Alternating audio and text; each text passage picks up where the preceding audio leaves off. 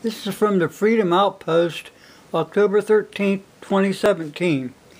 I'm hoping that this is still on the computer, and if it is, I'll put a link. If not, well, you're just going to get the gist of what's going on.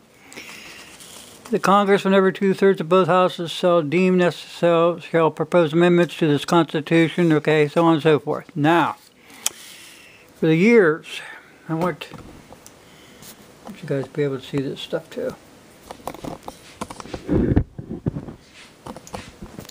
For years, the idea of an Article 5 convention of the states has been pushed by many conservatives as a way to rein in the federal spending and an out-of-control federal government.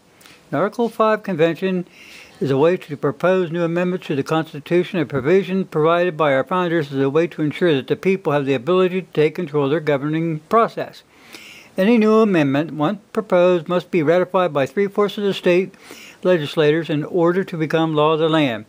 Conservatives argue that because Republicans control the majority of the state legislators, precious liberties protected by the Constitution, such as the right to keep and bear arms, would not be in danger. Wrong. This is proven to be false. The New American Magazine has reported a clarification of the Second Amendment meaning is on the agenda should an Article 5 convention take place. Let me read that again. Any new amendment, okay, once proposed, must be ratified by 3/4 of the state in order to become law. Conservatives argue that the Republicans controlling the Senate would protect our precious liberties and protect the Constitution. But it's wrong. Don't believe this crap.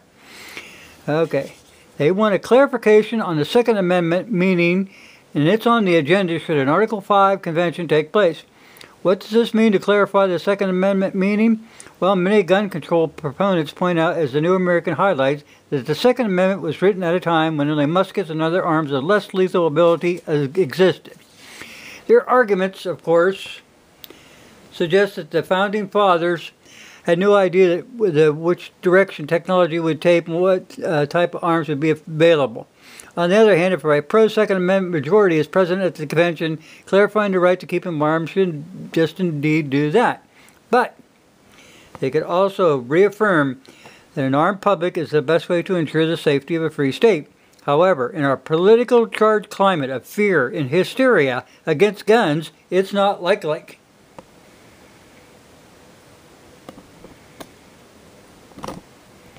Read that. This, however, is in our political charged climate of fear and hysteria against gun, it's not likely. Settling these idle arguments aside are much more serious threats than an Article 5 convention proposes to the Second Amendment. One of the threats is the fact that gun control, the disarming of America, had been written into public law since 1961. You think Fuzzy's pulling your leg here? Okay. Freedom from war. The United States program for general and complete disarmament in a peaceful world. Don't that sound warm and fuzzy? Huh? Okay, now I want you to see here. Department of State Publications, 7277, Disarmament Series Number 5, released on September 1961 from the Office of Public Services, Bureau of Public Affairs. For sale by the Superintendent of Documents, U.S. Government Printing Office, Washington, D.C., price 15 cents. And what does it say here at the end?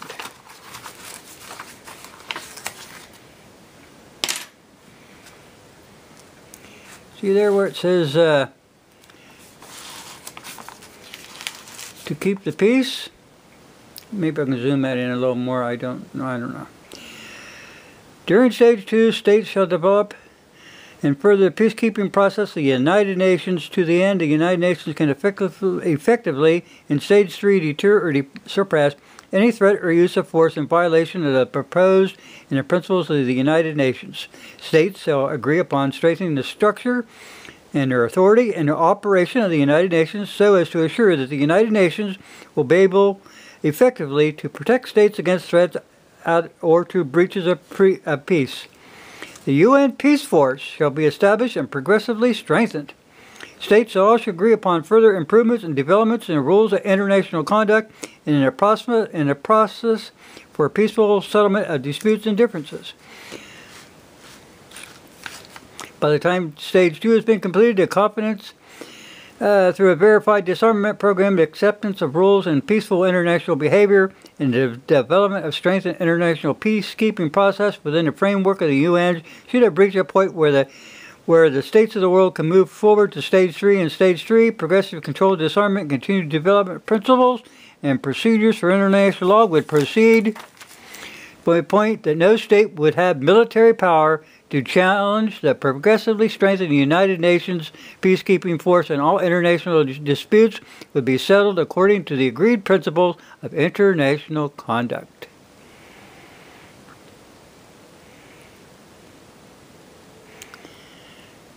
The peacekeeping capabilities of the United Nations would be sufficiently strong, and all the obligations of the states under such arrangements sufficiently far-reaching to assure peace and the just settlement of differences in a peaceful world. There it is, folks. Now let's get back here.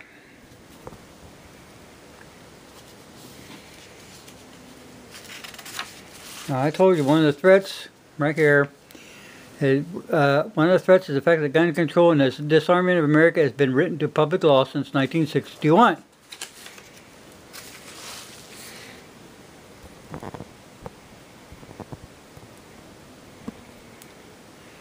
Signed by President Kennedy, PL 85-297 Armed Control and Disarmament Act set in motion a process in which America's military will be systematically reduced, disarmed, and subverted to the authority of a world army headed by the United Nations.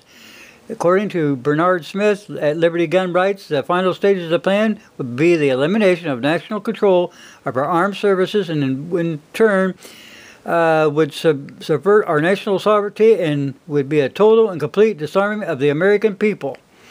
The American public seems blissfully unaware that the past several decades has brought us massive, systematic reduction in the size of our military and the closure of many bases nationwide. Also, the process of turning over command to the U.S. military of the United Nations started 2 decades ago before the passing of the United Nations Participation Act. The Act put the power of committing U.S. forces to conflicts overseas in the hands of the United Nations Security Council as opposed to the U.S. Congress, who incidentally, constitutionally speaking, has the sole authority to authorize war. Since the Korean War, all conflicts involving U.S. forces have been directed by the United Nations Security Council. I told you. State publication Union 7277 states as one of the goals of total and complete disarmament of military forces except those which are necessary to maintain internal order and for contributions to the United Nations peacekeeping force. This essentially means that there's only a small body of armed forces operating under the jurisdiction of the United Nations that exists for the purpose of enforcing principles set forth by world governing bodies. They want complete disarmament of the United States. Now, you got to remember something. What is the United Nations? It's a communist organization. The elimination of national arsenals from all armament, including all weapons of mass destruction and means of their delivery other than those required for the United Nations peacekeeping force for maintaining internal order. So in other words, if you don't go and do what the United Nations said, well, they can nuke your ass. Yeah. The United Nations Program of Action on Small Arms is one such agreement. Many will argue that as now this agreement has no bearing on U.S. law, but consider the harsh political climate and the constant effort to pass gun control laws, it is important the American public at least understand what this agreement entails. For example, Section 2 explicitly states where they do not yet exist, laws will be passed criminalizing the illicit manufacture, transfer, or possession of small arms. What does illicit mean? Does that mean the 3-pound trigger that you want for your semi-automatic? It's anything that gives necessary wording to criminal gun ownership in America.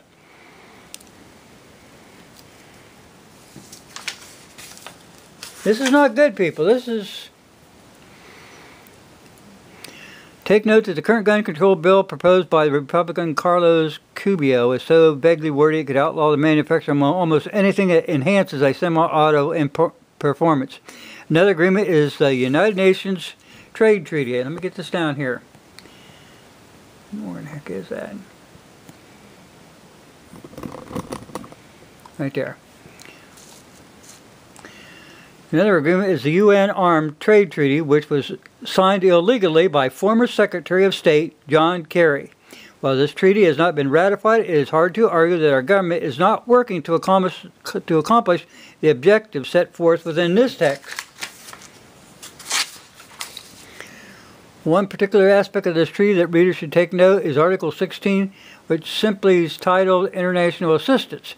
To put it bluntly, the section establishes a trust fund of sorts and other means of assistance which can be used to assist nations that haven't signed into To put it bluntly, this section establishes a trust fund of sorts and other means of assistance which can be used to assist nations that have signed into forcing others into compliance. Well, this treaty begins with the words that suggest the UN will be respect of sovereignty to nations. Other materials provided in this article show that the ultimate objective is, in fact, complete disarmament of the public. Proof of this being a final objective is demonstrated every time the push for gun control returns in response to a national tragedy. They claim that the government will use the Article 5 convention process to introduce a new constitution which will be communistic in structure and more in line with the principles of the United Nations Charter than the U.S. Constitution. This Constitution exists, people. It explicitly denies the right of individuals to keep and bear arms of any type except those serving in the capability of the UN peacekeeping force, clarifying the use for keeping internal order. All this being said, it's imperative, should an Article 5 convention take place, that the people, along with all pro-Second Amendment advocates, pay close attention to the proceedings. There's a reason that America is constantly being discredited and referred to as racist, oppressive nation. They want the general public confused and spiritually defeated to the point they will accept this new socialist constitution as an alternative to a system of governance that they have been taught has failed them. You understand this, people? I'm getting close to... this is the World Heritage Sites here. Here's something down here. I want you to see this. Great Smoky Mountain National Park, an international biosphere reserve. I've showed you this before. U.S. national parks come under control of the United Nations. Great Smoky Mountain National Park, along with other dozen of U.S. national parks, is now officially an international biosphere reserve area that's administered by the United Nations Committee, whose authority supersedes the United States government. Out in Utah, they kind of caught on to what was going on. Black Bart is gone. The new bad guy is the United Nations. The majority of residents living in southern Utah embrace conservative values such as family, property rights, and the right to keep and bear arms, whereas the UN supports population control, radical environment, including the taking of private property and the disarmament of Americans. Now that was 2001? Let me zoom this in. Yeah, July 25th, 2001. Wake up to what's going on, people. They want you disarmed. Now you understand why. No arms? Guess what? You'd be like the black slaves back in the day. You can't revolt if you don't have no firepower.